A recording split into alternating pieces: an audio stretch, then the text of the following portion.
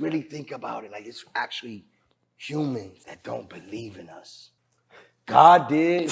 Beautiful people, I can't lie, today was a great day to be me. The day started off with my boys, Latvian national basketball team reaching the top 8 in the world after beating Brazil in the World Championship. Then the day continued with my favorite F1 driver Carlos Sainz taking the third in Monza, which basically is first because Red Bulls are out of this world. But that's not all, cause in the evening I witnessed the mighty Gunners put Manchester United in third place, which is 11th by the way, with a commanding 3-1 win, but the wins don't end here. Frances Tiafoe advanced to the last 8 after a W after Rinky Dinky Hijikata, and I have to be honest, at this point Hijikata is not built to be on the biggest stages of tennis, and I mean it with no disrespect, it's just that Tiafoe is head and shoulders above him, so this win from Frances wasn't the most emotional one, but it's great to see him win matches that he should win, because not everyone can do that.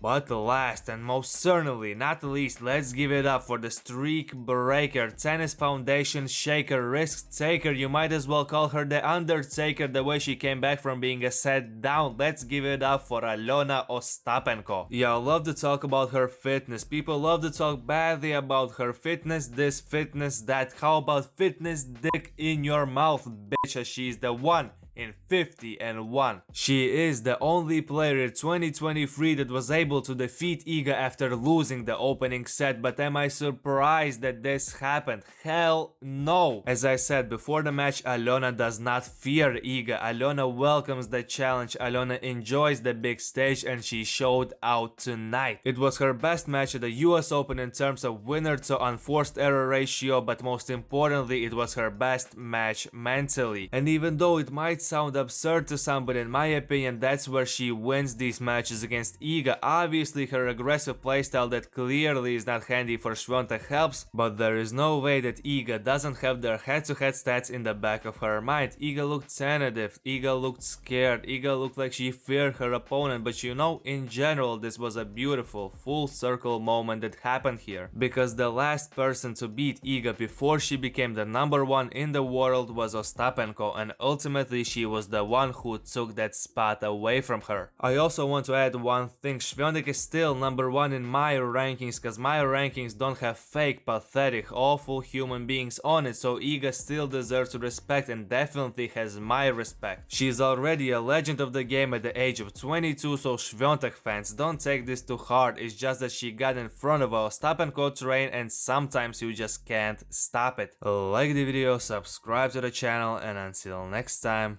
take it easy, my friend.